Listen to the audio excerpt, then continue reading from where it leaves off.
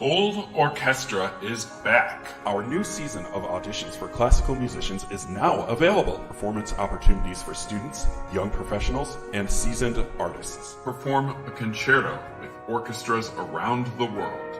We have 4 orchestras this season. Perform with orchestras throughout the US, Czechia, and Egypt. New this season, opportunities for composers to have their orchestral works recorded by the Boulder Symphony Orchestra, mastered and distributed on the world's most known music streaming platforms. Audition live from the comfort of your own home. Get live evaluations from expert judges and expand your online presence through our international internet broadcasts. Additional award and performance opportunities are also available. Visit our website for full details. Don't miss out on these wonderful opportunities to advance as a musician and perform on a world-renowned stage. We look forward to hearing your performances.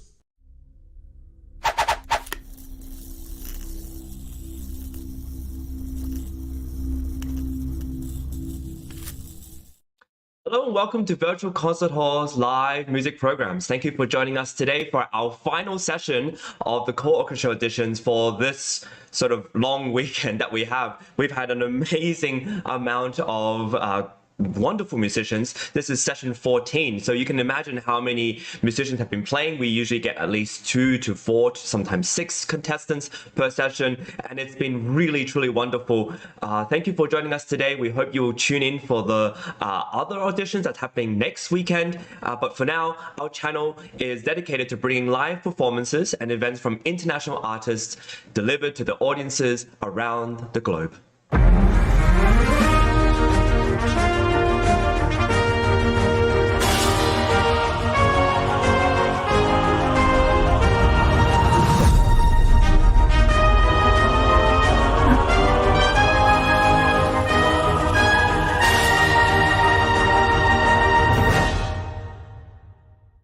Hello and welcome to Virtual Concert Hall's live music show. This is session 14 of our ColORCHESTRA auditions, and wow, it's been truly amazing to hear so many talented individuals perform. Our judges have been incredibly amazing in their insight and their feedback.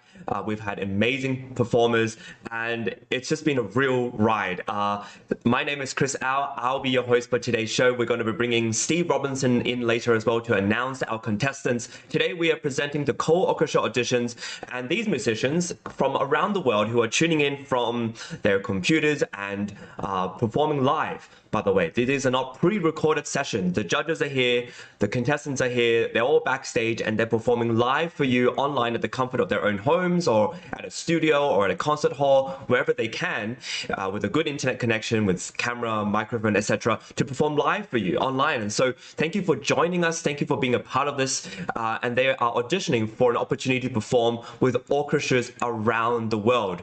And as you can see on the screen, there's 4 incredible orchestras that are waiting to find their next rising stars to perform with them and to give these musicians a way to share their art and to share their talent and their gift with international audiences. And we are so pleased to be part of this. The goal of these auditions is to encourage them, to nurture them, and reward musicians for being proactive about their art and to share their art online in this digital media form as well as in live performance venues. This is really important in the development of their careers, especially in this 21st century, where we are combining a lot more of the digital media, social media platforms with live performances. And we have agents, music managers who are watching. We have amazing people who are giving season awards, which I will talk a little bit about later as well. It's a really incredible thing that we have going on. Together, we're providing opportunities for musicians to discover and to develop their unique artistic voice, to take initiative on their own careers, to present themselves on their own terms with the repertoire that they want to do. We give very free repertoire choices, and to carve out their own career paths by connecting with musicians around the world. As you can see from our broadcasts, we are inclusive of so many different people, of so many different organizations who are part of us from all around the world. So this is a very international group. We have 4 orchestras, and let's take a look at what is happening and what's happened actually the past 4 days, right? We've had so many incredible competitors, and I want to just re-emphasize that all the competitors who you hear are coming to us from all over the place. We've got competitors from China tuning in to perform live, usually at odd hours of the time when they can make it work in order to be a part of our show. We've had competitors from all over the world, not just the US. We've had people from Europe, from Asia. We've had people from the US tuning in to really perform live, sometimes complete concerti, in order to have an audition and a chance to play with an orchestra around the world. And what's really incredible about these auditions as well is that the judges are giving live feedback. And if you tuned in with us, you know just how important that is and how that interaction can sometimes be very impassioned, very intense, but also very helpful to a lot of the musicians to really get that feedback right after they play. A lot of competitions out there, you don't find out how you did until maybe 2-3 days later after you got kicked out, or perhaps 2-3 weeks later when you get a comment or some sort of written form of how you played.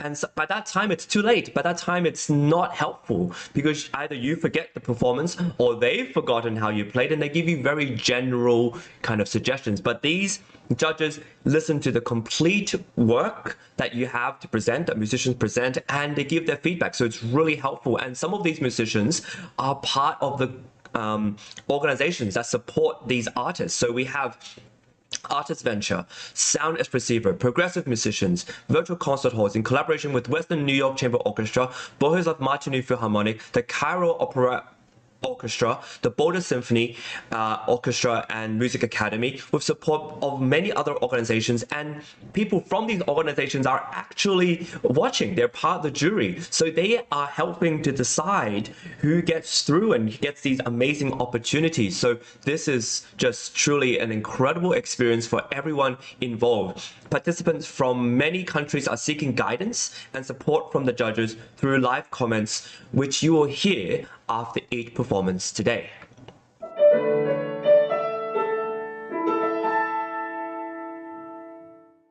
This is a really incredible part of our organization. The Sound Espressivo Global Competition is an online live stream competition, which you're witnessing right here. It combines a competition and live performance experience alongside Progressive Musicians, which is an organizer of many competitions and concerts at prestigious venues like Carnegie Hall. And what's so really incredible about all this is that we allow musicians to perform from the comfort of their own studio as long as they have a proper tech setup. Some musicians come with multiple microphones and a really wonderful camera angle, and this really enhances the experience of their performance, but also for those who are listening.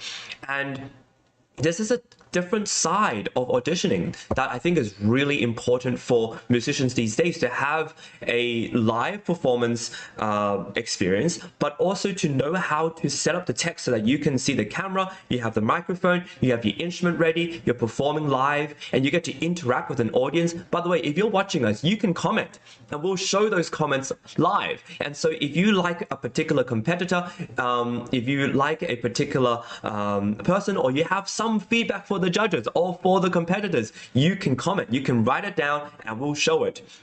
This is really, really, really amazing. And because of Virtual Concert Halls, which is the streaming platform we're using, we are broadcasting all over the internet. We are providing artists with a virtual stage and ability to reach audiences beyond the walls of conventional concert halls. And this means that whether you're tuning on YouTube, or Twitch, or LinkedIn, or Alignable, or Instagram, or X/Twitter, you will be able to watch us and watch these amazing musicians perform live for you.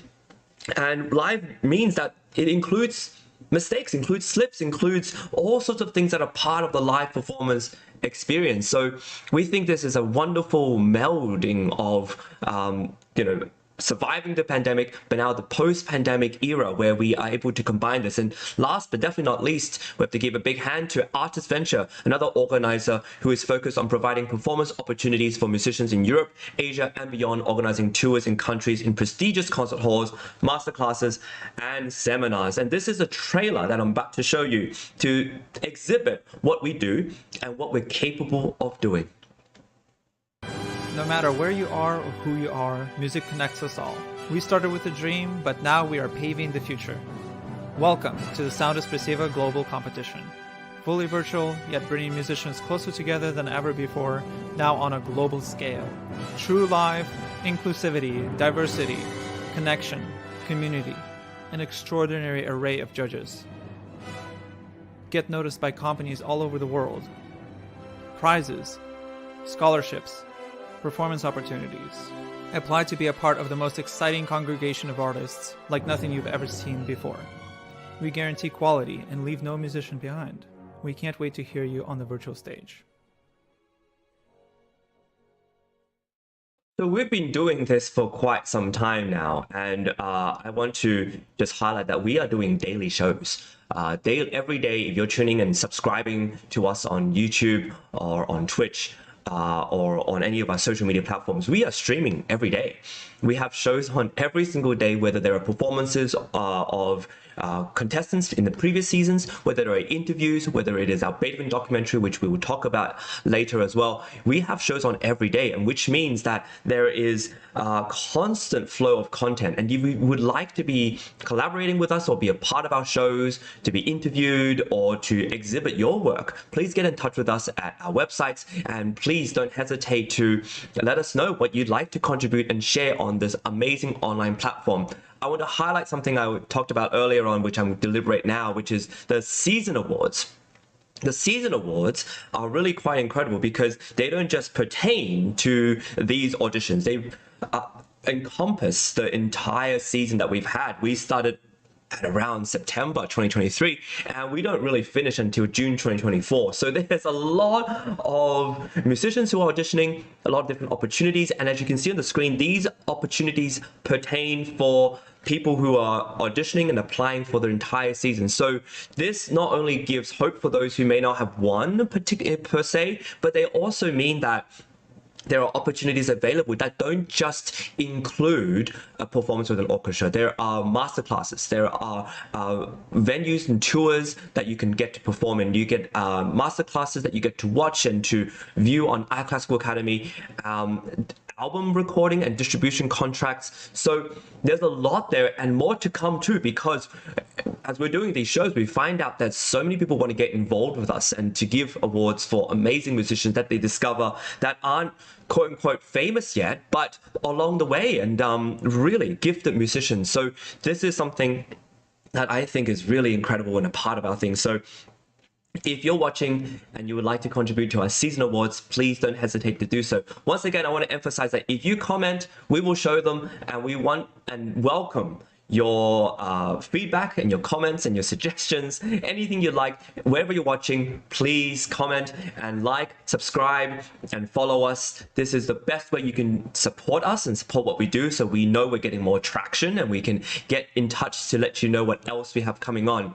Now, these contestants, as I said before, are being watched live by judges from around the world who are really involved in big organizations out there, and want to give a big hand to these amazing judges, and I'm going to introduce them. First of all, we have the fantastic soprano Joanna Moffat. They have relocated from New York to Chicago and is making a fantastic splash in the art scene. They are a fantastic soprano who is helping to run Core Productions, a wonderful organization that brings innovative experiences to new audiences alike. And unlike anything they participated in before, I always love your suggestions, insight, and your wonderful participation. Joanna, welcome back to the show, this final session. I'm so glad to have you. Oh, and Thank with you an so much, extra. Chris. Oh, you and your +1 too. Okay, so Yes, two extra sets welcome, of ears. George. Yes. Oh. Yes, George is also a great singer. If you'd like to hear her sing, please feel free to follow me on Instagram. I like how everyone's plugging their extra. Yeah, there we go. Follow George. Fantastic. Thank you for joining us. This is so wonderful. Next, we Happy to have be here. thank you, the wonderful Devon Patrick Hughes. Devon is an American orchestral and operatic conductor of Irish and Guatemalan descent. He is currently serving as music director and conductor of the Boulder Symphony and Music Academy and the Arapaho Philharmonic. Devon has won amazing awards and has been selected for wonderful opportunities all around the world. And he can be heard if you are willing to in his podcast, One Symphony, and with the goal of amplifying the voices of composers and other artistic entrepreneurs. Devin, it's always so wonderful to have your insight, especially as a conductor, for our contestants who are auditioning for opportunities to play with an orchestra. So welcome back to the show. Thank you so much for being a part of it. Thanks, Chris. It's great to be here. Looking forward to hearing everybody today. Wonderful. Yeah, I'm also very interested to hear what your insights, and usually we have a little judges meet at the end and a little discussion at the end, and it's always not only entertaining but very informative for me. So thank you both of you for being on the show. We have other judges and other people joining too, and this includes a wonderful and fantastic Steve Robinson. Steve, I'd like to bring you on to the show.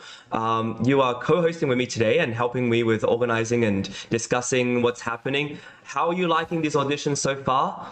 Oh, they're just wonderful. It's amazing to hear people, particularly the younger people, they're just miracles. It almost makes you a little bit teary to see somebody so gifted. There was a 10-year-old pianist performing this morning who just completely knocked me out.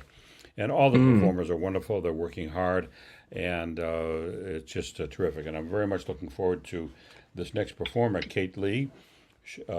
Kate is next, Chris, is that right? That's correct, yes. And she'll be performing the Kabalevsky Piano Concerto No. 3. And we're looking forward to that. It's not a piece that I knew or that I know, but I'm looking forward to hearing it. I believe she has a wonderful accompanist by the name of Anna. We might be familiar with, yes. We might have seen it on the screen. And for those of you just tuning in, you should know that the Virtual Concert Halls is producing this. We are an internet TV broadcaster providing artists with a virtual stage, and you can hear these performances, and these artists are getting an opportunity to perform on platforms all around the world, on Twitch. And by the way, if you're a Twitcher and you'd like to make a comment, I have my Twitch account open. We'd like to hear from you. Alignable, YouTube, Instagram. Leave a comment, make a suggestion, or tell us what you're thinking about this broadcast, because we're here for you. And these, we're ready to go, I think, with Kate. Absolutely. I just want to emphasize before Kate plays that she's playing the entire concerto. She's playing all three movements. First movement, Allegro Molto. Second movement, Andante con moto. And third movement, Presto. So I am really looking forward to hearing Kate play. Let's welcome her on. The stage is yours, Kate. Welcome to the show and enjoy your performance.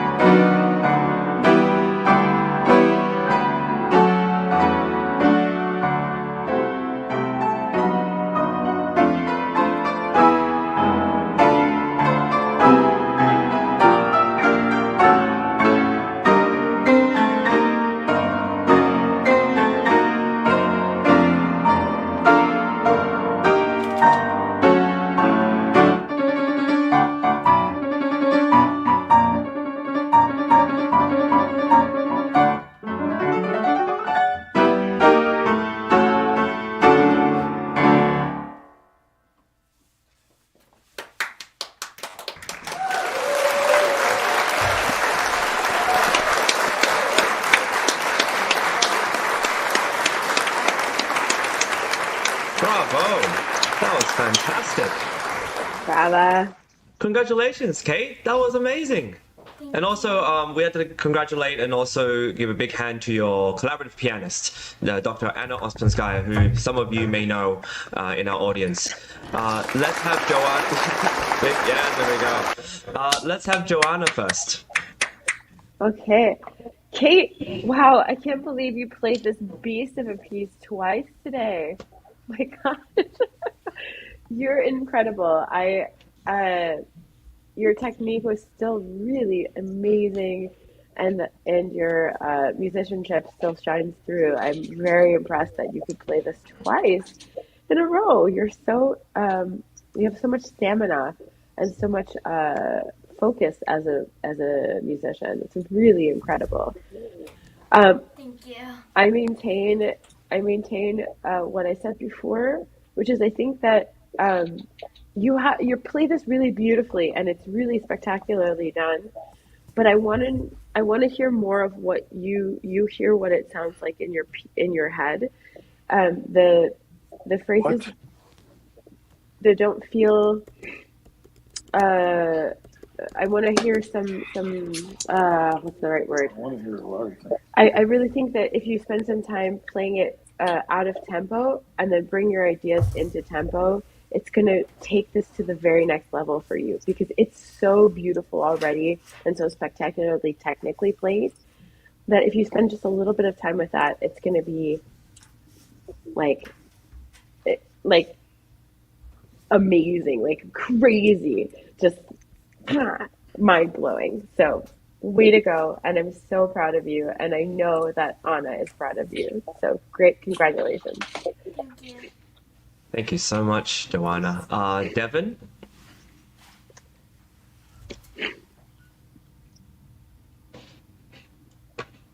Oh, we can't seem to hear you at the moment, Devin.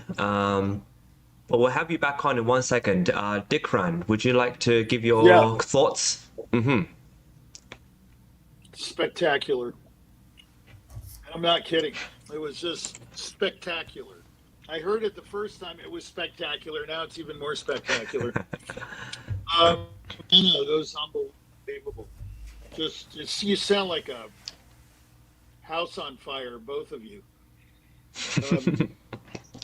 I was really struck by. I know this piece. I was struck by this architecture you're presenting in the piece. I mean, you have a lot to say, little girl. Let me tell you that. You have powerful pianistic opinions. That's how I would put it, to quote a review. Of course, powerful musical ideas. But I mean, your pianism it's so musical that it's really hard to describe what I was feeling. I mean, this is a highlight in my career. Thank you. It's really amazing. Yeah, it's fantastic playing. I can't criticize it. It's just, I can only rave about it. Sorry. I'm speechless. Well, thank you, Dikran. Let's try Devin again, perhaps. Oh. Let's try Devin again. I can't hear him. Devin, we'll get you back on in a second to give your comments to Kate. Can't seem to hear you, but Steve, do you have any thoughts as a host, as a radio broadcaster who's heard many performances? Do you have any thoughts to share with us? Well, what I was saying before, it's just awe-inspiring to hear and see young people performing at this level. It's a miracle, and it actually brings tears to your eyes when you see this fantastic ability.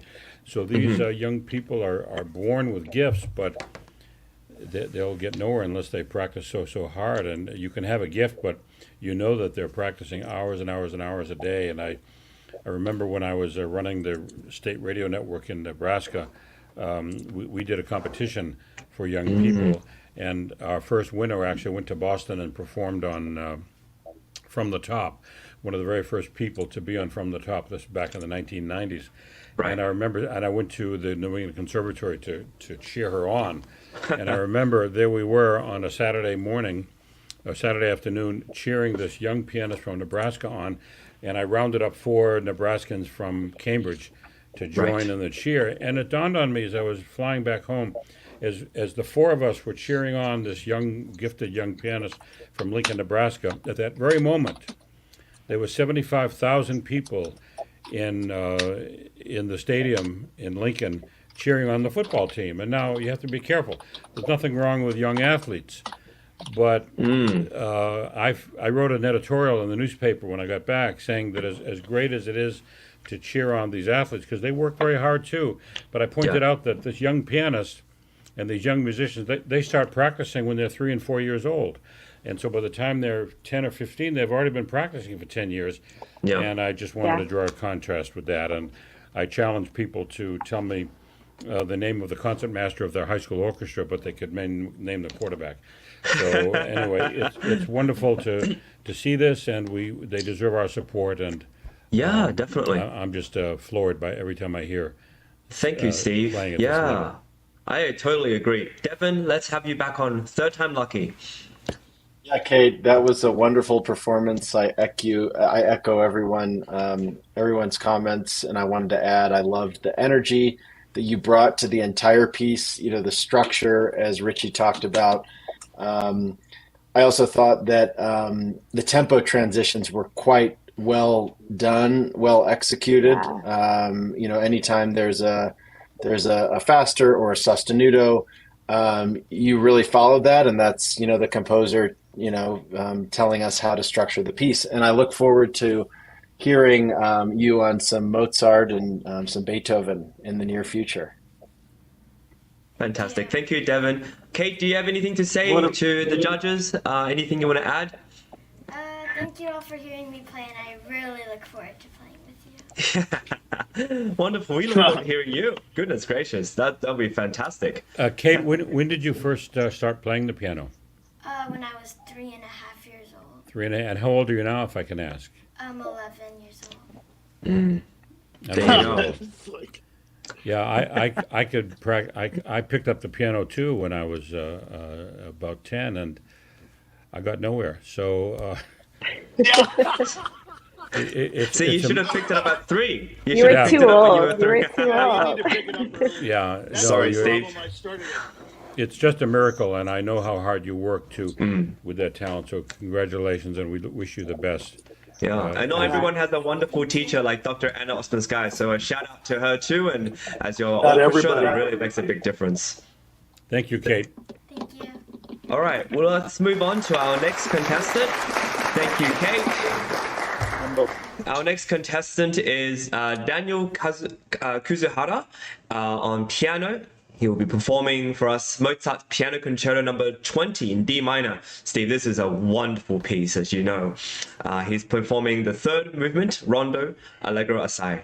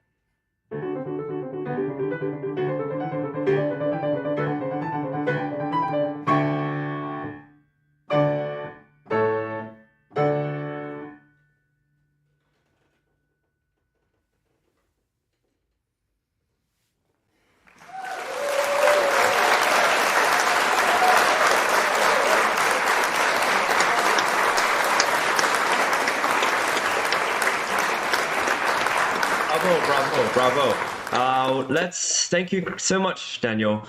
Let's have Devin first. Great work, Daniel. This is this is one of my favorite concertos, as probably at as many. And you really kind of own the spirit of Mozart. You know, you get that D minor and then to D major in the coda, which is such a brings kind of Mozart back into the classical box after he's after he's traversed the romantics for a while. Yeah, I thought the tempo felt good, the style felt good. Congratulations. Thank you. Thank you. Next, we have Dick Ran. Can you share your thoughts with us? Well, I mean, this is going to sound kind of brutal. So, first of all, this concerto, yeah, I mean, it's one of the greats. And you know what's great about it is that Mozart hit an incredible happy medium because it sounds really hard, but it's not. And it's one of the most pianistic. I mean, Mozart's such a genius. He makes in this piece, the passage work sounds impossible. You should hear, like in the first movement, you know, and of course the slow movement is glorious, but it's very, very pianistic and it lies in the hand incredibly well. If you compare it to number 22, the E flat of all of his concertos, 25, the big C major, the 21st is so awkward, it's beyond belief. Even 14, the E flat, which I love, it's a very difficult piece. And the little A major, forget the big A major, the little A major at 414, boy, that cadenza is just really a blank. I won't even say what the word is. But yeah, I won't say it. But again, it's going to be brutal. You need a lot of work on, well, just some very basic things, memory, tactile memory. Where do I start? Musically, I give you a higher grade than technically, because I think you have a conception of the piece. I feel you do. Musical, and I feel it's just a matter. I was talking to Anna yesterday, a similar kind of thing. I won't say what we talked about, but the remedial work you need, I think you could have a breakthrough. I'm telling you this sincerely from my heart. I'm not trying to cut anybody down. I'm not that kind of a person. I just feel like speaking the truth. You need perhaps to sit higher, your pads more. Don't play on the fingertips, on the nails. Don't play flat. Right, you've got to know that spot. Right on the pads. Right. I wish I had the piano. It's in another room. It's right here. Yeah, you can't see that, right? No, but anyway, the point is the pads are the key. And another key thing, be really demanding, like a passage that's really demanding. And when the quavers change from eighth notes to sixteenths or to from quarters to eighths, you need to take a breath in your mind and prepare and make sure you're over the keyboard before you play it. The passage. Key passage. For example, in the first movement it was, and then it goes,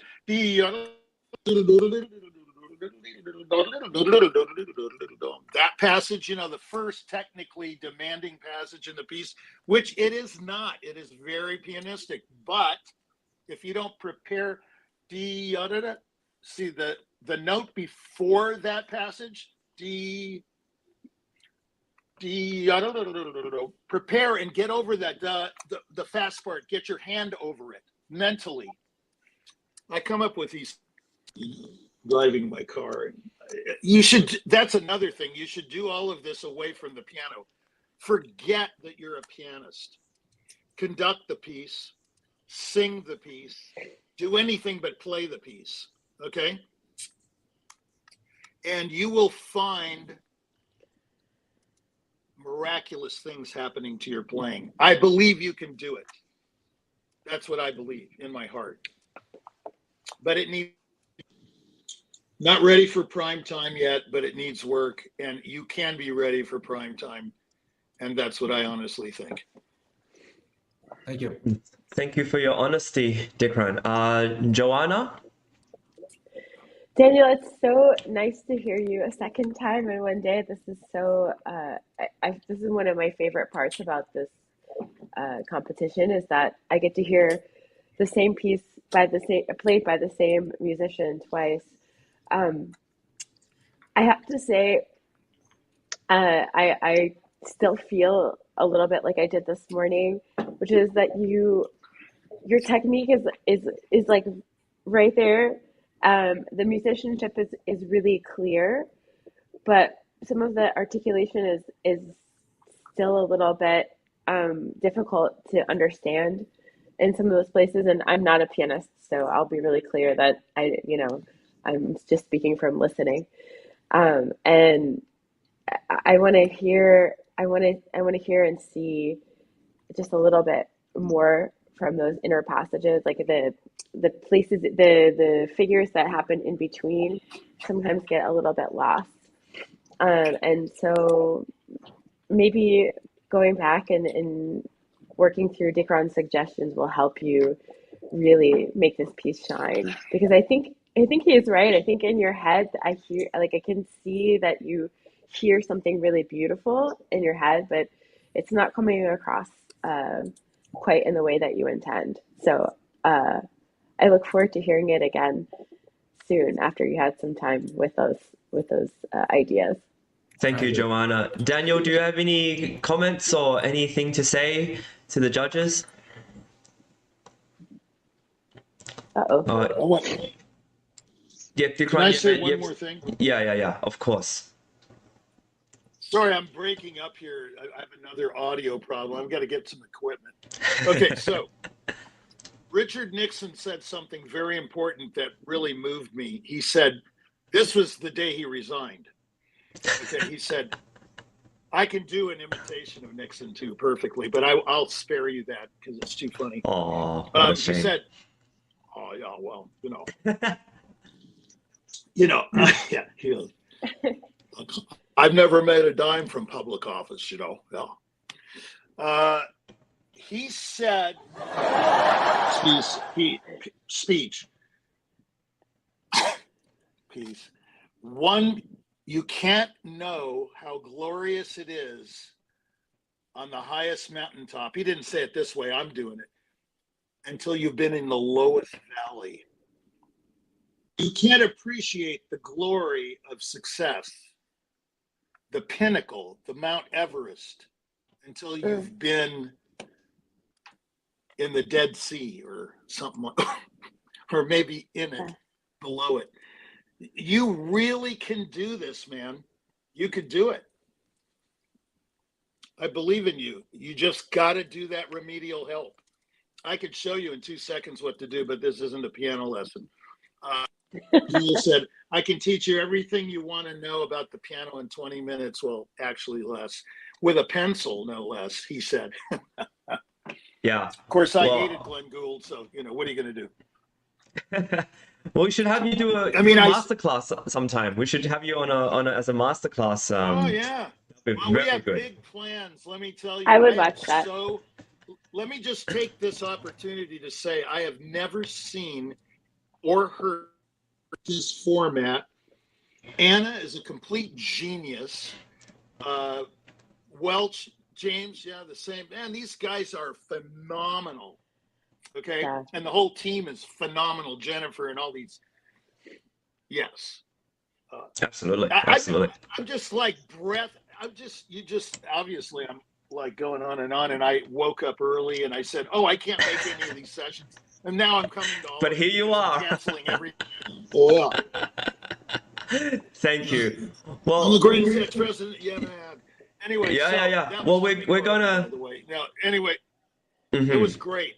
But tell this guy to work, and he can do it. Yeah. Thank you for that. Well, let's move on to our next contestant. Thank you for playing such wonderful Mozart, Daniel. We have more Mozart coming up by Laila Hahn on piano, playing the Concerto Number 12 in A major, Köchel 414. She's playing the first movement, titled Allegro. The stage is yours. Welcome to the show, and I wish you a wonderful performance.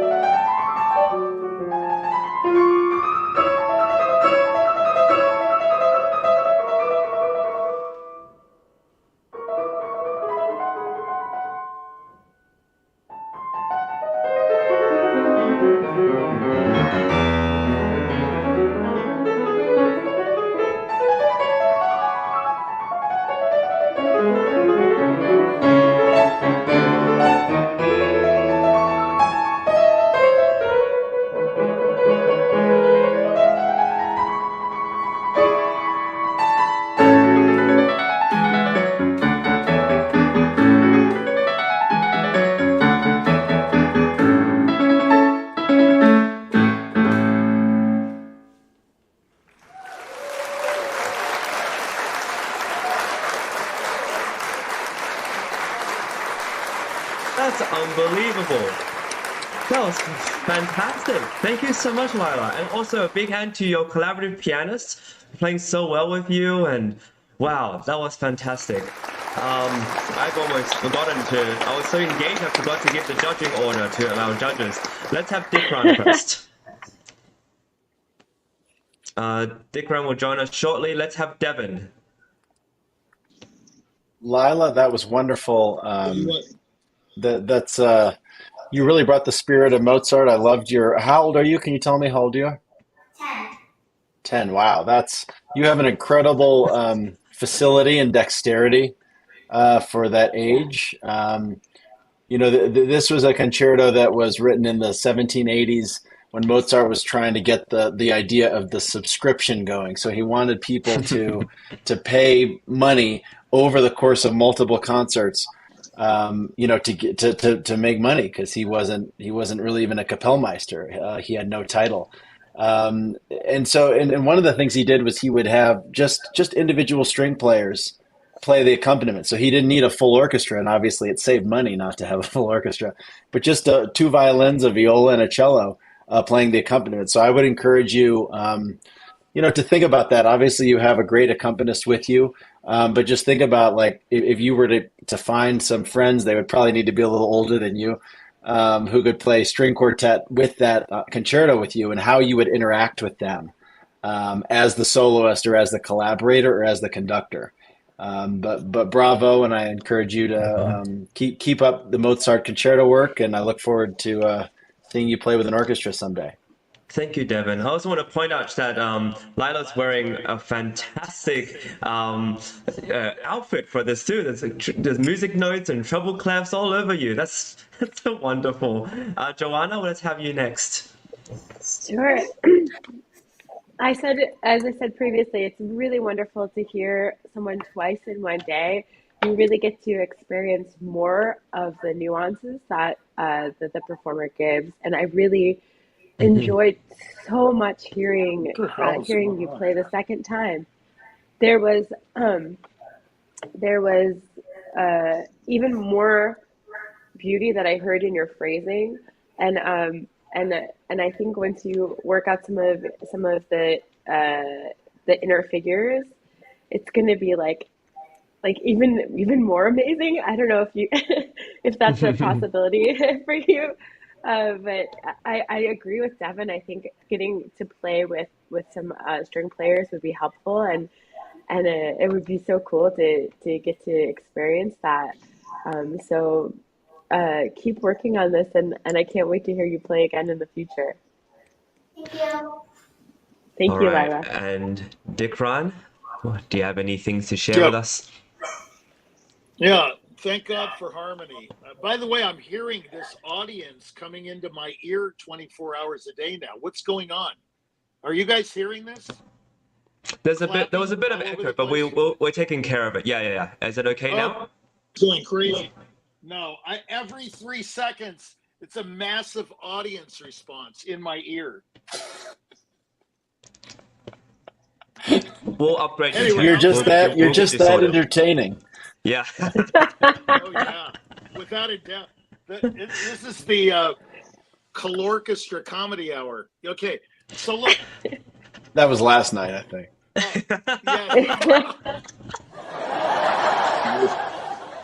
Okay, so Lyle, you have a very beautiful soul.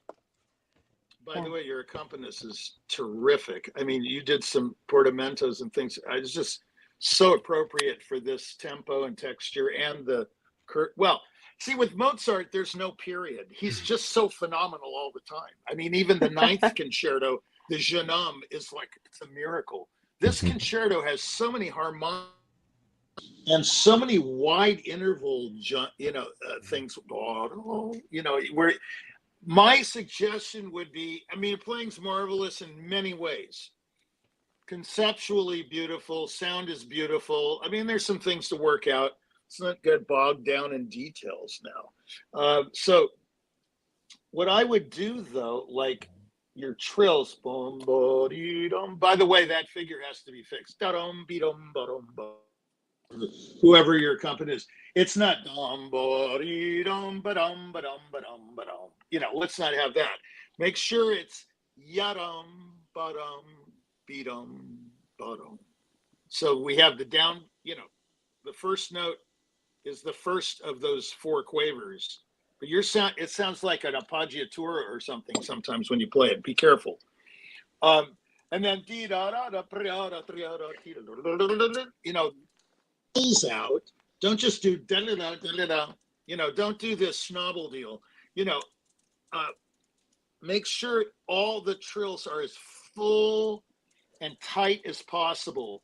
This is what makes Mozart magical. I would have loved to hear his trills on the forte piano, which must have been very difficult. No resistance there.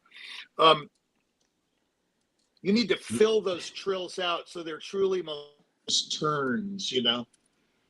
Okay, I believe they're trills. I liked what you did in that second.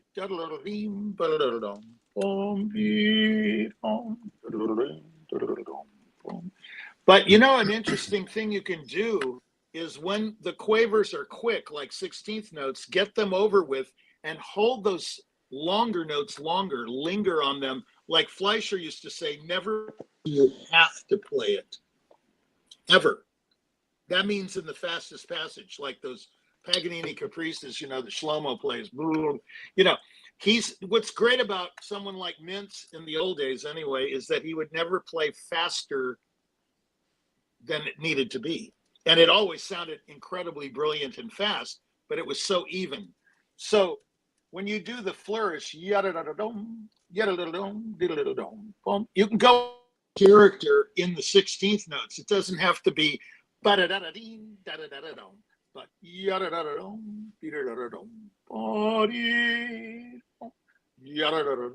know, this kind of thing all throughout the piece.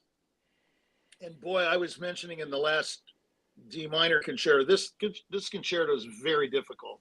That cadenza, especially going up the keyboard, ascending, that's a very tough.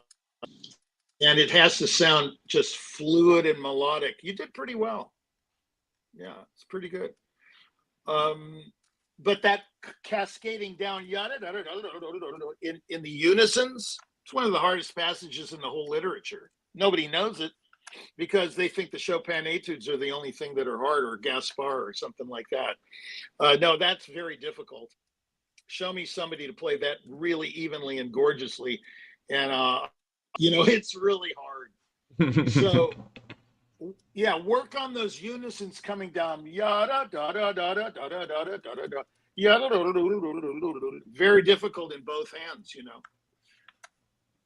That's why the Kabalevsky was incredible. Unisons are very difficult, and you know, if you can play them just fantastically, like in the Cacciaturian, there's some nasty unison things, and if you could do it, hey.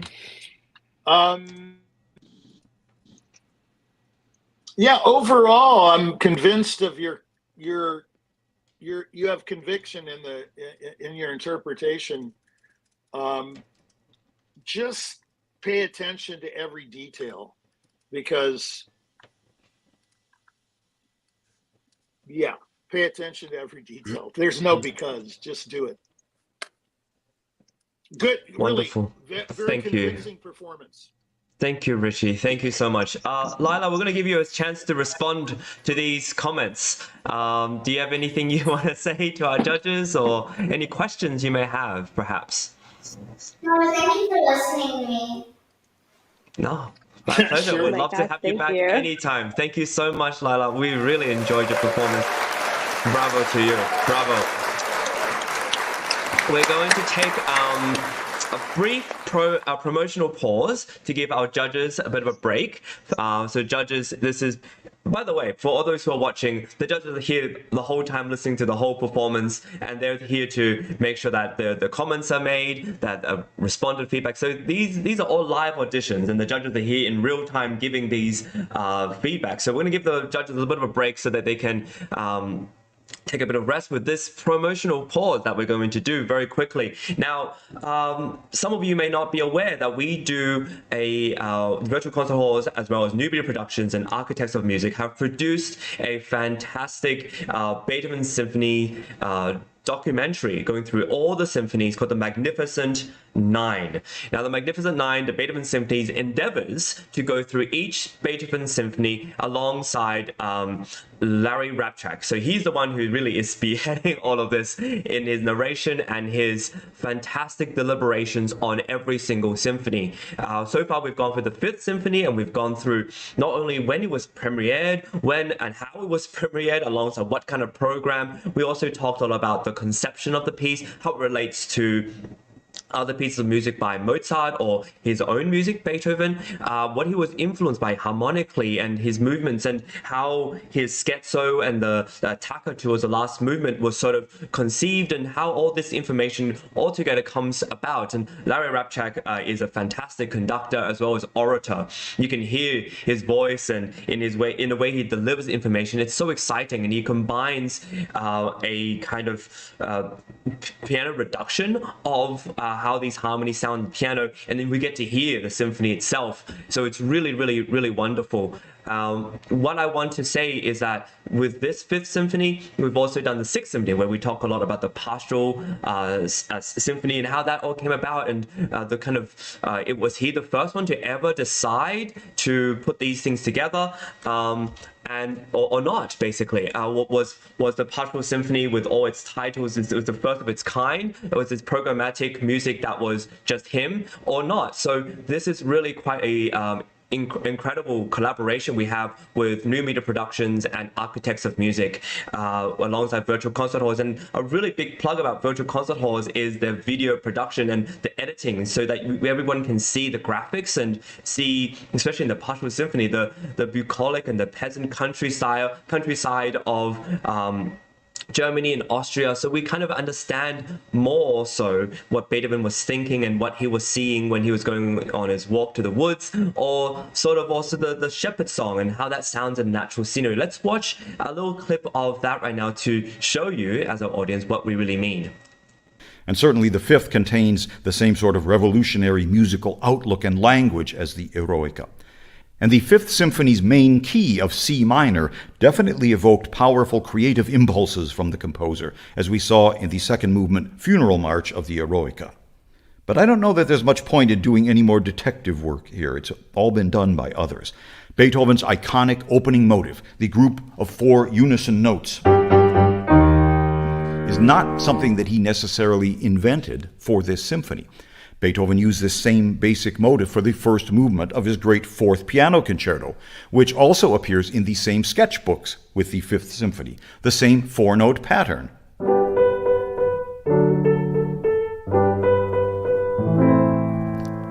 I'm sounding much different, yes? Mozart used the same motive 20 years earlier in the first movement of his equally great C major Piano Concerto, number 25.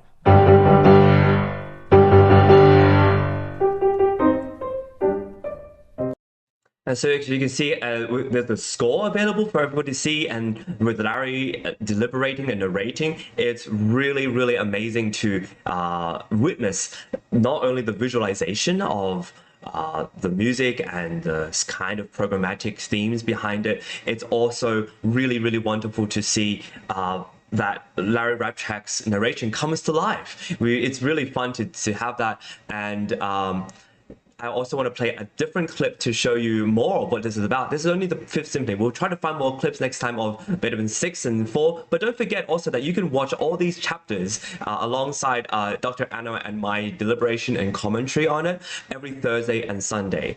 Right? So we go through different chapters within these symphony documentaries, and it's just really wonderful. Let's have a look at one now. And if you slow the music way down, there's your appoggiatura that suspends. Another one. And another one as it ascends. Another. Another. But instead, Beethoven uses this sequence to drive the music ahead into the first thunderous passage of the work, straight C minor. So straight C minor. It's really, really direct how Larry talks about these symphonies. I really enjoy it. And Dr. Anna and I also comment on each chapter after the show. So you can see that the show is about 20 to 30 minutes long. Each Thursday and Sunday we're on, and you'll get to see it. If you go to our YouTube channel, you'll be able to see all the chapters we've done so far. We're currently on the 4th symphony, and it's just so exciting to be able to talk about it. We talk about the contextual meaning behind so much of Beethoven's music, and it's really insightful because Larry talks about this too, that you can see a very simple, small, short theme can be deliberated and evolved and to be developed throughout the whole symphony, and things come back. And it's really just quite interesting to see this, and it will really inform a lot of our listeners and our audience, I'm sure, on how to understand Beethoven and the language he uses and why his music is so great.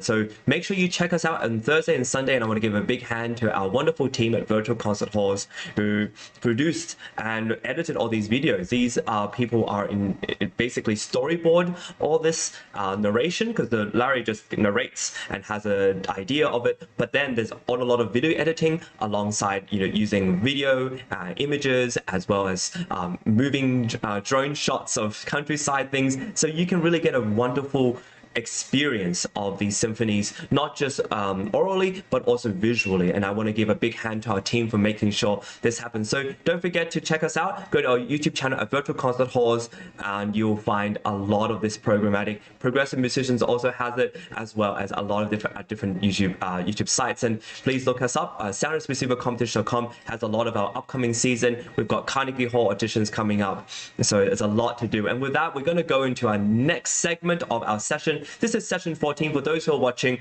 welcome. We have listened to some amazing Mozart. There's more Mozart yet to come.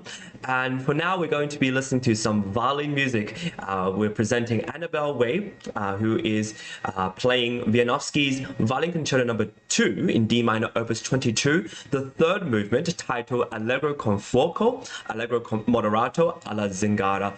Without further ado, the stage is yours. Please enjoy.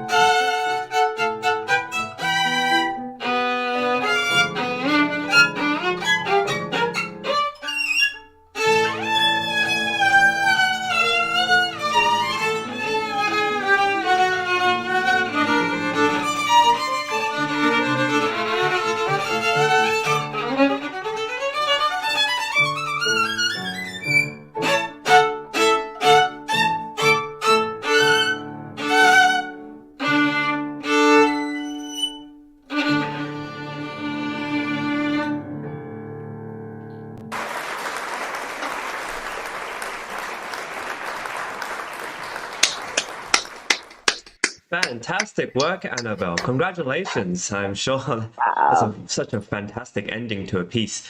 Dikran, let's have you first and our judges. Okay, very good. An interesting thing about this piece, it's a perfect example of what I've been talking about. I don't know if anyone agrees. It doesn't matter. I guess we all have our opinions. Faster notes faster, and the the shorter notes faster, and the longer note values longer. That's kind of a rule I came up with, and it's a formula that really works as long as you obey the harmonies. I know this is getting a little heady, but nevertheless, for example, the theme. Why so? Don't play in dull strict time. You should listen to Gerard Schwartz play the Hummel Concerto or the Haydn Concerto, Trumpet Concerto. He is the best example I know of how to carry a phrase as if it's born on a singer's breath. Do you know what I mean? In other words, it's got to be effervescent, not just rhythmically. Look, these scores are just roadmaps, okay? They have to be interpreted. For example, if you're going to drive from Phoenix to San Francisco, you're going to have pit stops, right? You got to go to the bathroom and you got to gas up, get gas, right? Okay, so these are like little, what do you call them? What's the word for these? Not proverbs. Metaphors, anecdotes. No. What did Jesus teach with? What did Jesus teach? Parables. With? Are you Parables? Parable. You're giving us some parables. Thank you. Yes. Yeah, this is a parable. So a parable of the roadmap. Okay. So no, I mean, look, I'm telling you, there's. Thank you. Okay, you've got to stop. And you got to go, but no one can hear your stop. You see what I'm saying? So you have that big introduction, by the way, which was phenomenal. And then you get into the bum, bum, bum, bum, bum. You see what I'm doing? The orchestra's going to follow you. Devin's going to follow you. You're not rushing. You're just moving it. Don't rush. Rushing's a totally different deal. Please don't rush. Move. Don't rush. Okay? Some people won't tell you this stuff because, they're embarrassed or whatever. I'm just here to kind of throw up the whole thing, have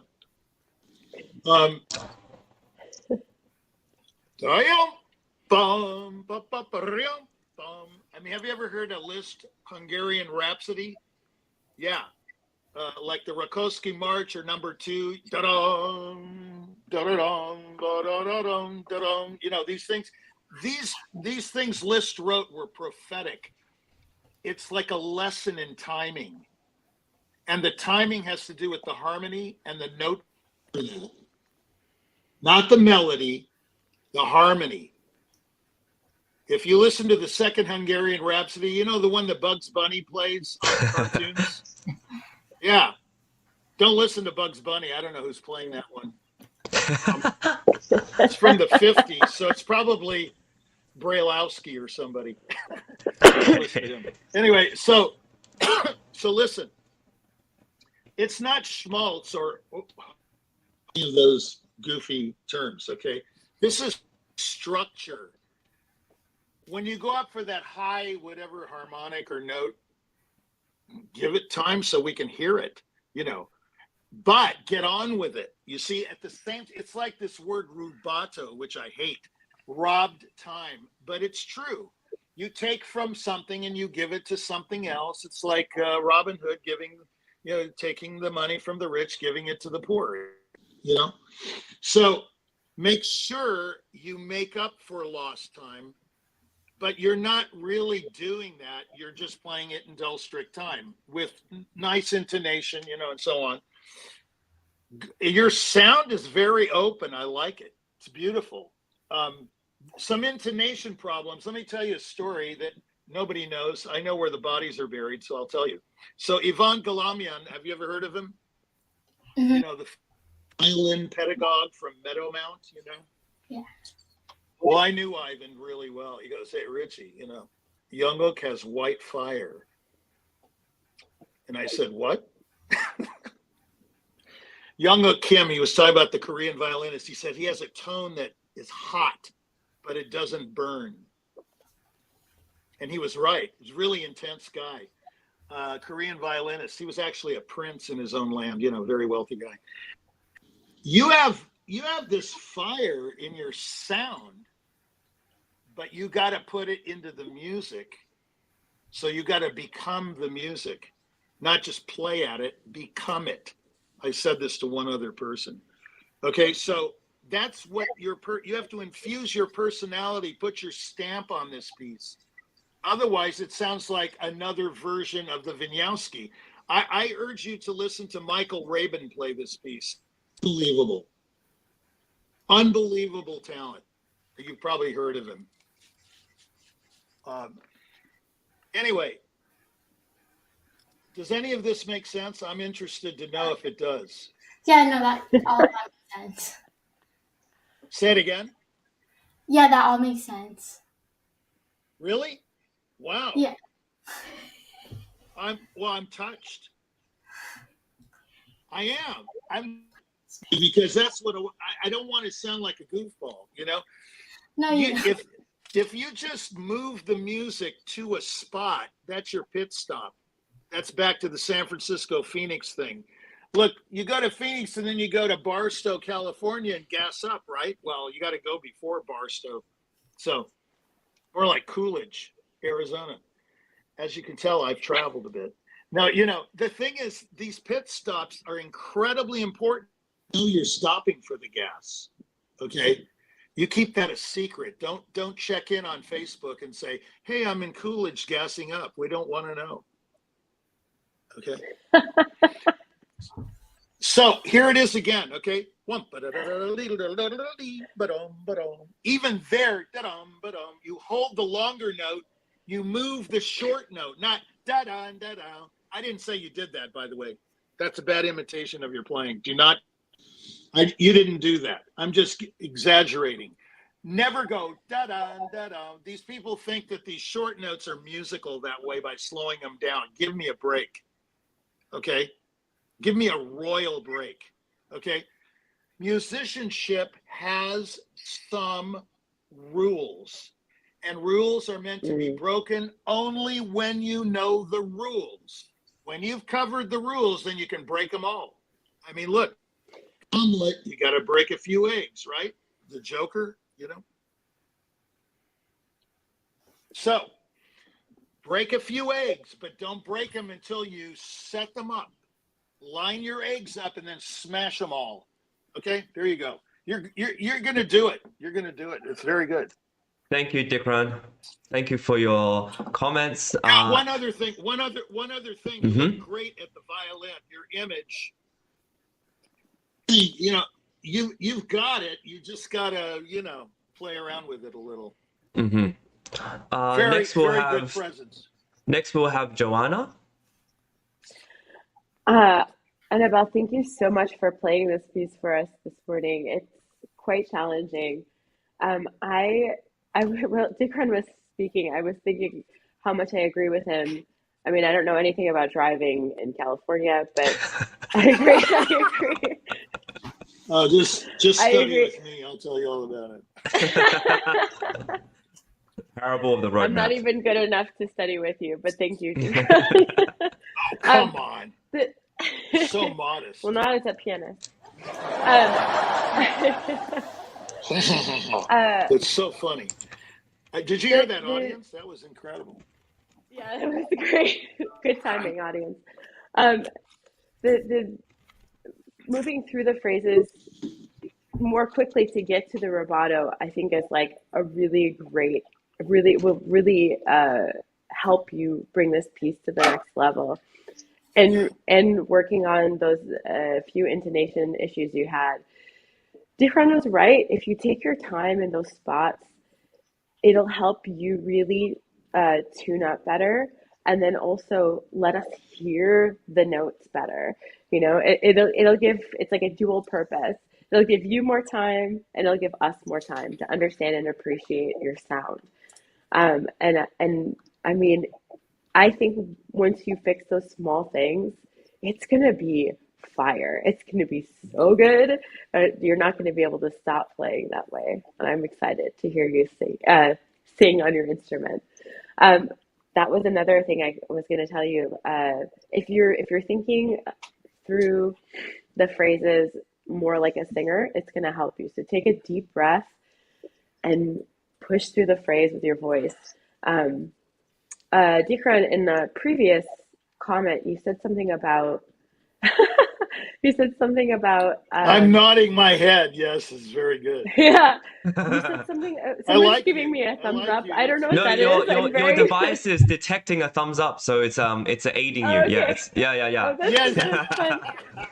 I love that. That sounds so cool.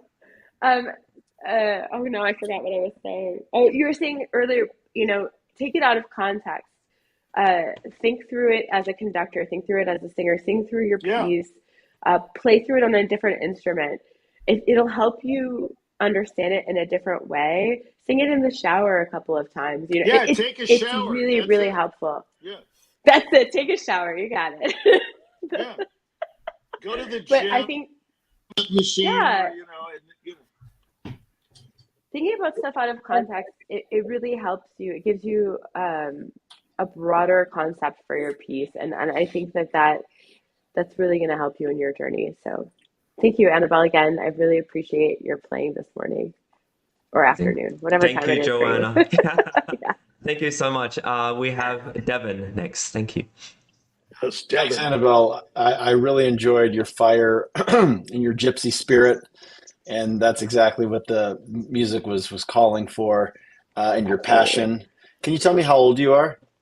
I'm 14. 14, okay. Yeah, so incredibly passionate, playing. Just a couple things. I would just, in relation to what was already said, I would maybe practice changing tempos dramatically, like with your accompanist. It could be this piece, it could be another piece, but do like crazy stuff. Tempo changes, like get off the highway, get back on the highway, go 120 if you're stuck in the middle of New Mexico, on I-25 with nothing in front of you, and then go really slow. Just experiment, see how your accompanist follows you, see like what's possible. Try to work that different tempo changes, and I think you'll kind of find what's possible, because that's kind of you want to see, how fast you can go over the speed limit without getting a ticket. In terms of the intonation, I think the main thing you want to look at intonation wise is, especially with your saltando, some of the faster notes, just slow those down. and notes with multiple stops, just really kind of slowing things down, making sure the transitions are there and the intonation is right there. Generally having that ability to sing wherever you go, like take the passage you're playing on your instrument and sing it like you're an opera singer. Develop your voice. A great violinist, Leopold Auer, said a song should be sung to make us forget the instrument. So we, in a way, we want to hear the singing. We don't want to hear, and that's the challenge with a composer like this, where it's all where he was a virtuoso, right? He wasn't a composer writing for music. He was a virtuoso writing for himself to show off. But the voice, like when we present that kind of music to the audience, it has to sing. Otherwise, we can lose our audience unless we're actually Paganini himself or something playing it. So the lyricism has to be there. And so I would say that's one of the biggest things you can do over the next couple of years is play with the tempos. See what's possible with your accompanist, whoever's following you. Focus on the intonation, slowing things down, and just sing. Practice singing yourself, and see what you want out of this music, and translate that to your instrument. Thank you. Do you have any questions, Annabelle, for our judges? Sorry, I was just I was playing with a YouTube piano accompaniment, and I was wondering if there's like a way that I could have played a little bit more in sync with the piano. It got off a couple of times. Do you think that matters at all? I would just play, if you don't have a live accompanist, I would just play the music, the solo part, and I would never use a track like that. Okay. Yeah, don't do that. One other thing. Can I say one thing? Mm-hmm, of course. By the way, do you like Edgar Allan Poe? Because he uses Annabelle Lee all the time. He loved that name. So you should read. He's great. Anyway, Ivan Galamia Ivan said, if you have one out of two note, you're playing the wrong instrument. Now, I think that's a gross exaggeration, but take the intonation like Devin and everybody has said. If you nail it, play in the center of the note, not on this side or that side, right in the center. Get every one of those. Those were good. There was some other passage I was thinking of, but I can't think of it now. Okay, and you're going to do it. I just know you can. Just work hard and listen to yourself. Thank you so much, judges. Annabelle, we're going to say goodbye for now. We hope you'll come back and play for us again. Thank you for showcasing the last movement of the Wieniawski Violin Concerto, and we hope to hear you again. Yeah, all the best, and bye for now. Judges, I'm going to bring you out for a quick discussion before we announce our final finalists, contestants for this session. I have a question for you, Richie, to start us off. Can you tell us more about these short notes, long notes, and when did you discover this, or which composer do you think benefits the most from it, or is it all composers? What are your thoughts? No, this is that's funny that you should bring that up. No, this is this is just between us, okay? Well, and the audience. And the audience, yes. I can make some real mediocre talent that knows nothing about making music sound good with that rule. Mm-hmm. If you play, sorry. Can you explain the rule again? Because I didn't understand it when you explained it.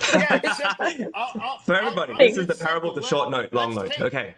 Let's take a piece like the Pathetique Sonata, right? Does everybody know this piece? Beethoven? Okay, the opening chord.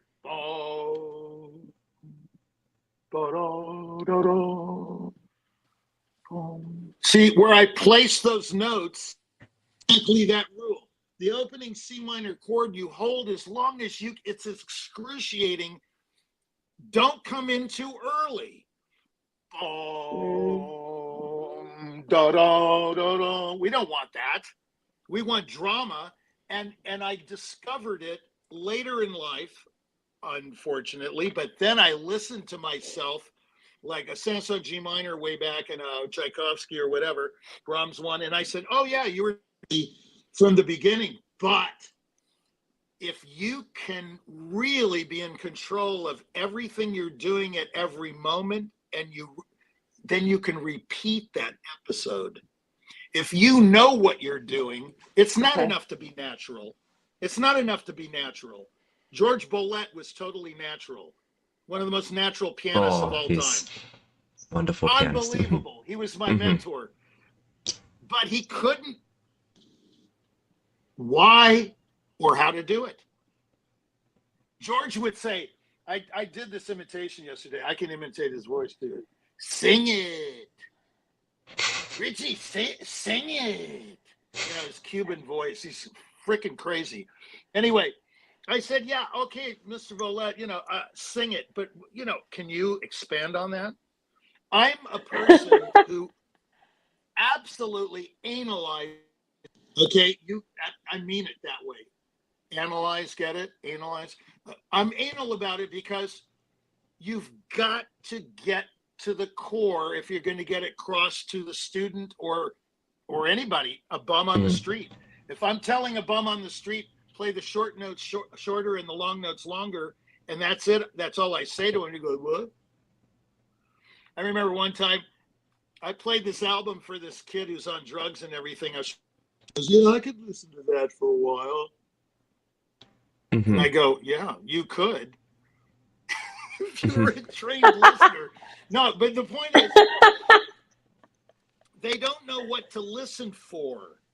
That's why this rule is so incredible. But the short note shorter, meaning the bridge notes, the passing tones, like in Mozart. Beethoven doesn't do it much, but you can still do it. I mean, it applies to every note in music. The short notes, the short, what do you call them? The note values that are short have to be shorter. And the long notes, the whole notes, the half notes, but within the framework of those notes. In other words, if you go from a 16th note to an 8th note, you're now in another world of eighth notes. So that means that two to the next block of long note. You can't just move only 16th notes. You have to move all notes in some way. So it's in relationship, and it's in relationship to where you are, and the harmony dictates the whole deal. Righto.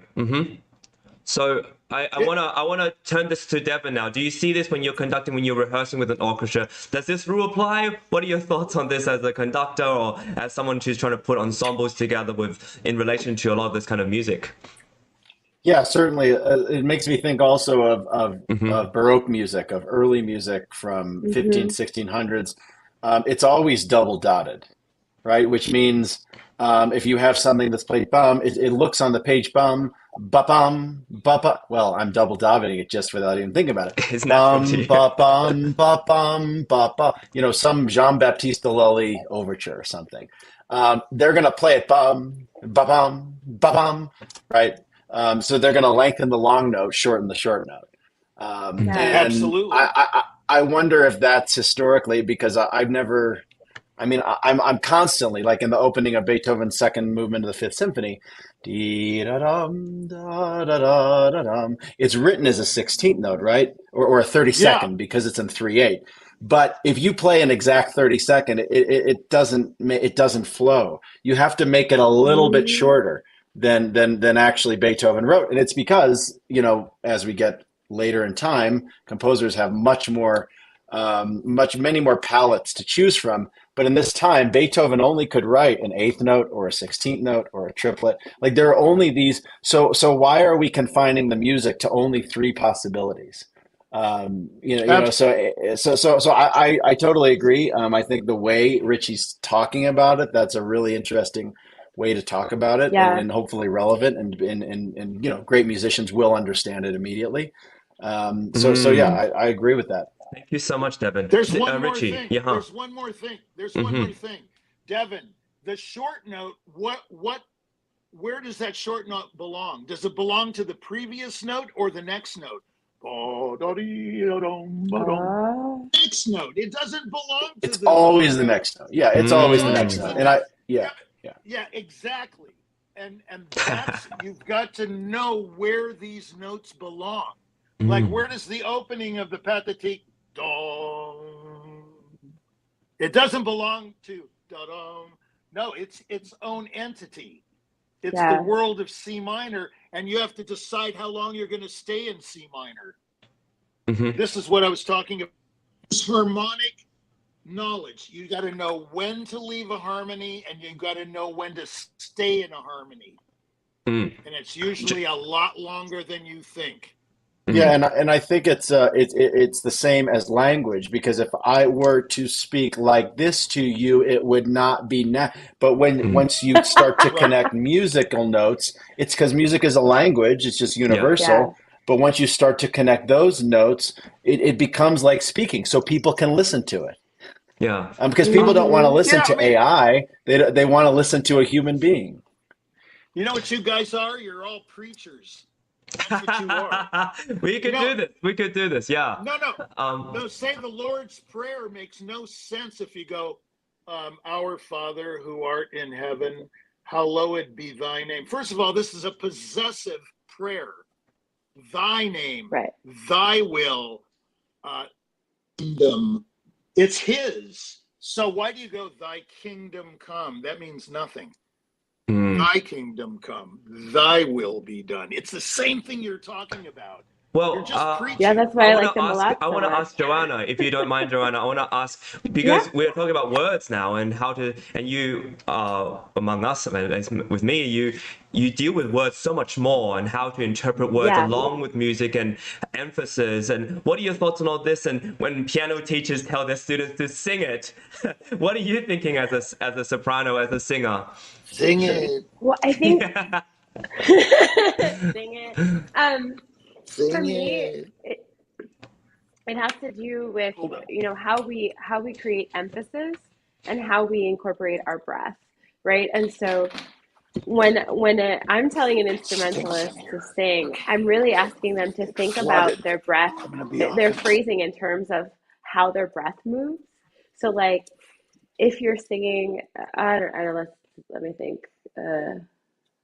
So, like, for the Pathétique, for example. I would ask to take a breath in preparation for that.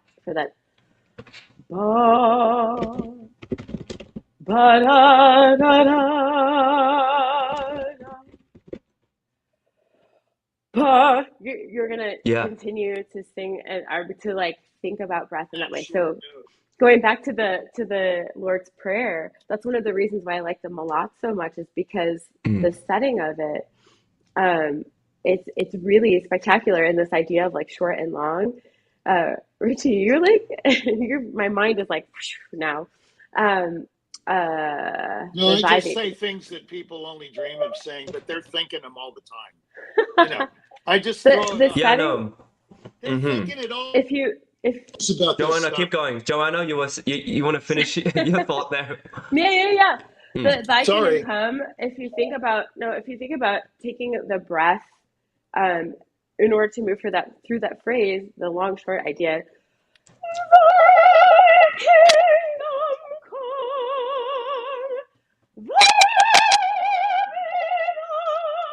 Beautiful. Sorry if it's too loud. Sorry, my dog likes to sing too. Good. You have we're thinking, hey, come here, you.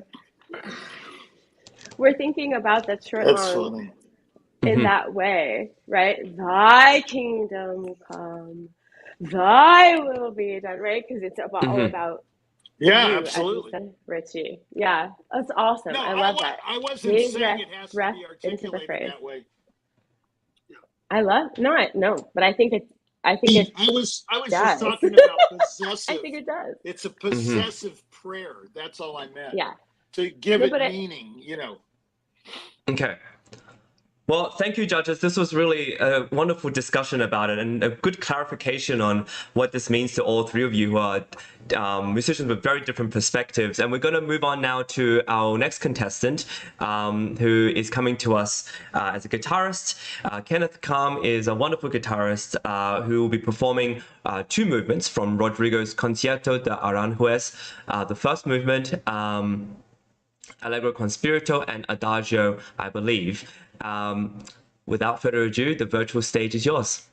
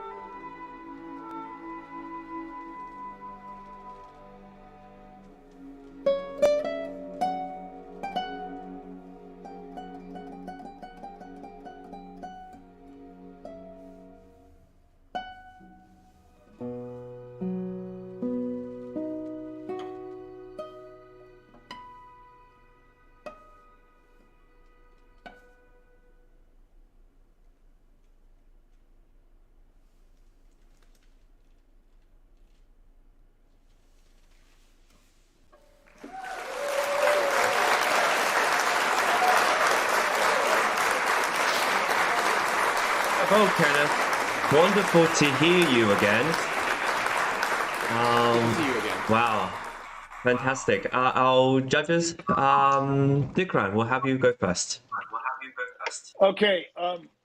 Much of what I said before rings true, but I did notice something this time. You do some things very naturally about playing the quick notes quicker and the slow notes. I mean, the whole larger note values slower. But see, it's what we were discussing in the last segment. That's why I love these sessions. You've got to know what you're doing at all times. If you know what you're doing at all times, you can repeat that episode. So whatever the episode is, if it's Rachmaninoff third, the whole piece, you got to know everything you're doing so you can repeat it. And I know people say, oh, it's got to be impromptu and it's got to be, fresh and different every time. Oh, it's such baloney. You're going to do that naturally. Everything live is different, but let me tell you, the greatest performers are consistently great. Okay. Now listen carefully. You do yada-dum. You didn't do that, but you did it later, which tells me the guy can do it. Okay, so I know this concerto very well, so just listen to it. Yada-dum, ba-dum.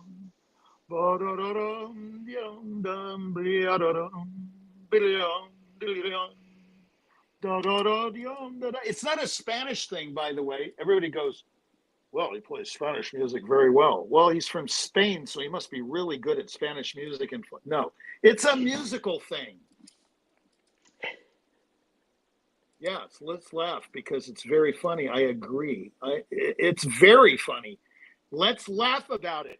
But it's also serious. That's what makes life so phenomenal. You can laugh and cry and do all these things. I want to experience all things in life, not just happiness.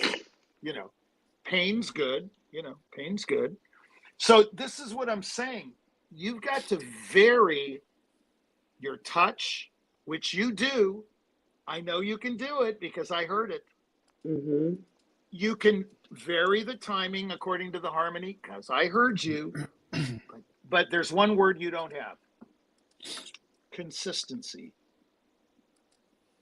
And I don't mean the same. This is not sameness. Got to listen to what I'm saying. It's consistency of thought. Your thoughts they're scattered. I mean, there's so many passages like the cadenza.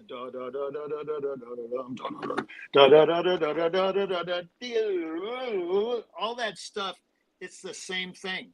It's all note values. You don't need directives from Rodrigo. He didn't even know his, from the hole in the ground.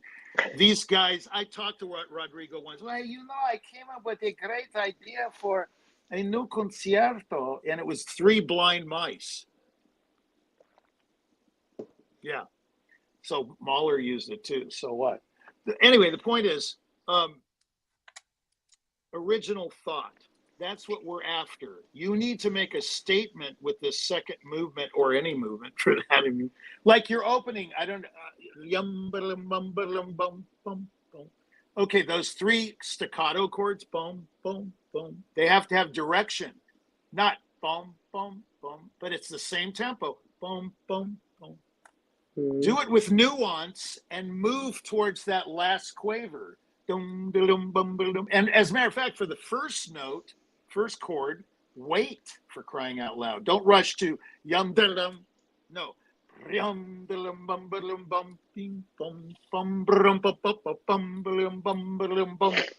And you can vary it. You can even break these rules once you know the rule. And that next passage, in the first movement, you got to move up to these things. And in the second movement, there's that one scale. You got to rip it off and go to the top. You can't stop in the middle of it and go doing. There's certain places you can take pit stops, and there's certain places where you cannot. Like your last movement. Do you see what I just did? What did I do? Can you describe what I just did? No. Da-da-dum, hold it. Ba-da-da-da-deem. See? Bum, bum, beat-o-dum. And just what Devlin was saying, it depends on what context you're in. If you're in a bunch of eighth notes, that means the eighth notes have to move to the next quaver that's a long quaver. If you're in sixteenths, it's no problem. It's usually just constantly moving, right? But even there, with nuance, you can have a pit stop, like in the middle of that Paganini Caprice. You know, that one, that really fast one? If you hear Mintz play it and Rabin play it, you'll see they take pit stops, but you have no idea where they are.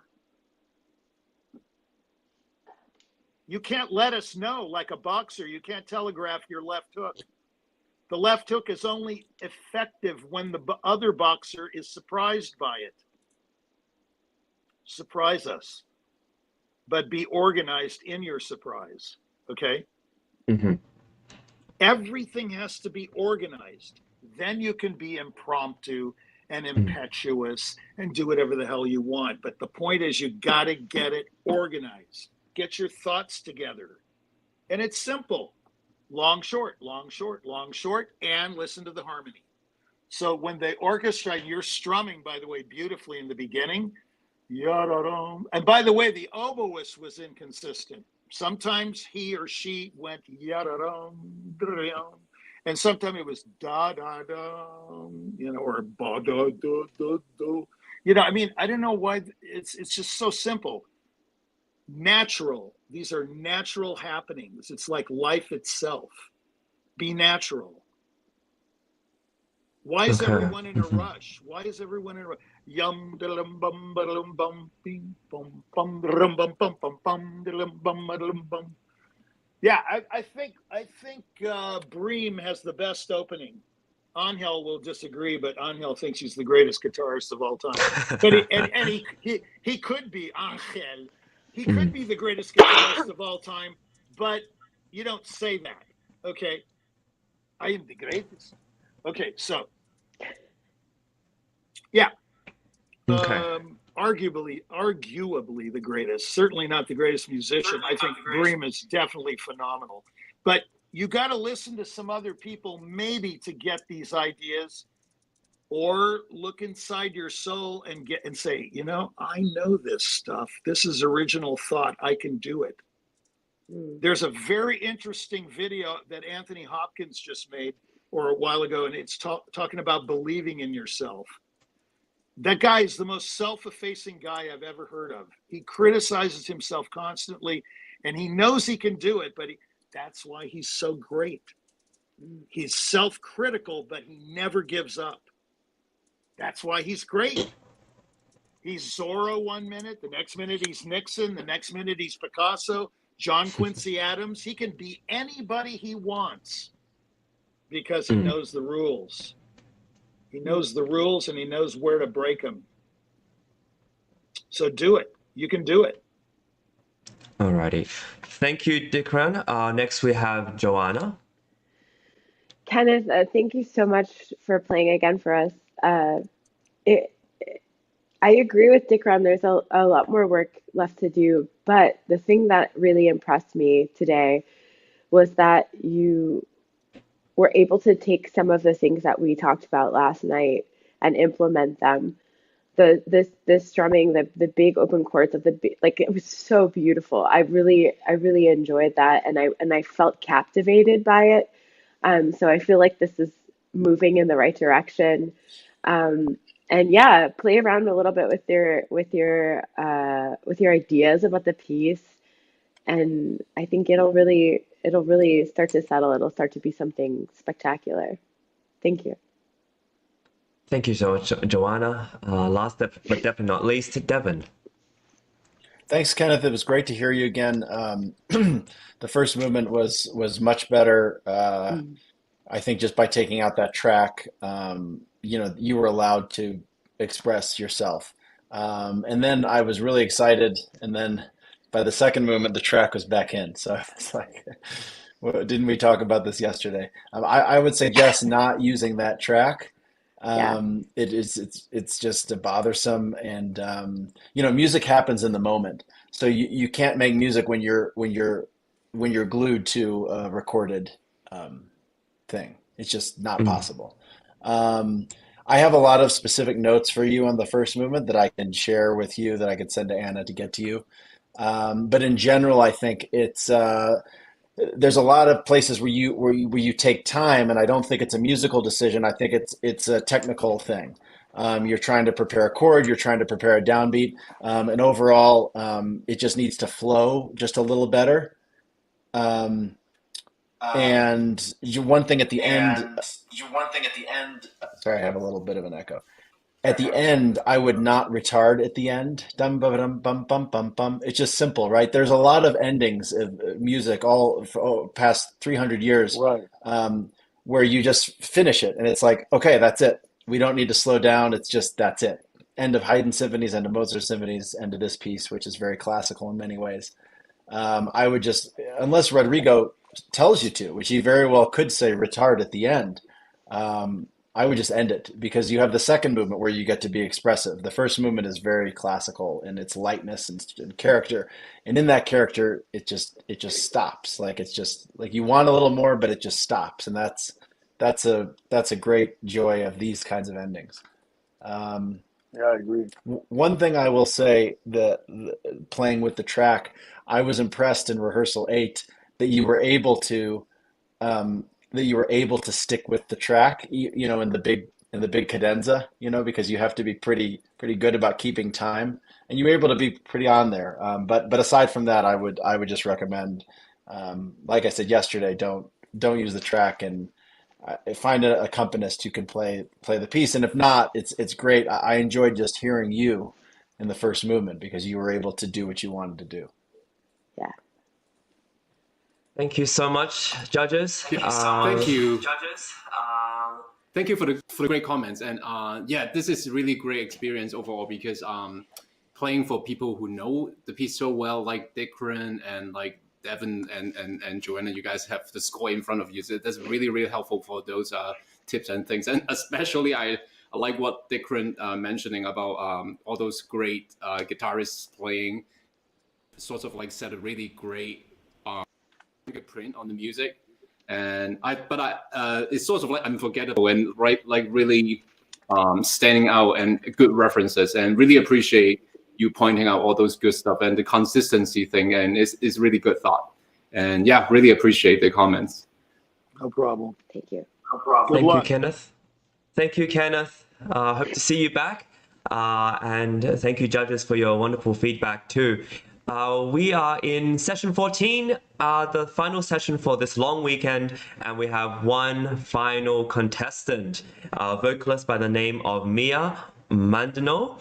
And we'll be hearing Mozart's De si piace mi voi from La Clemenza de Tito. We also have the collaborative pianist, Dr. Anne Kissel, accompanying. And so without further ado, welcome to the virtual stage, and I look forward to your performance.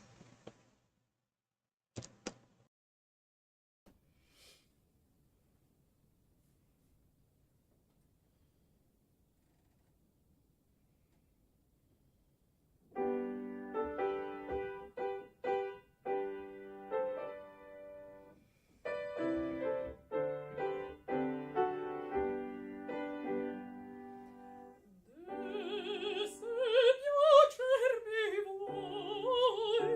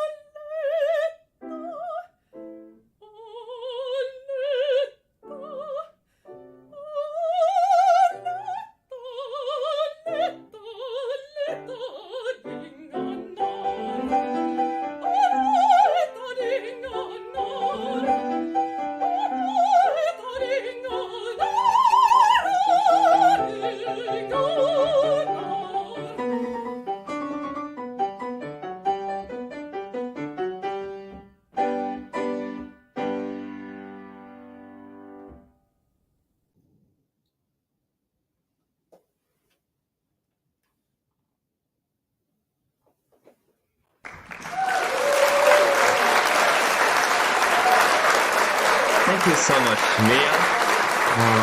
We'll bring the judges up, and let's have Devin go first. Thank you. Hi, Mia. That was wonderful. I enjoyed your interpretation of Vitalia. And I think I have one thing, and maybe it's not as common, but I would love to see maybe in the day of when we're able to watch shows or films and see the acting up close. I would love to see maybe a camera, if you're doing more online performances, the camera closer to your face, so you kind of have this in your face experience of I'll give you a reason to be jealous kind of thing.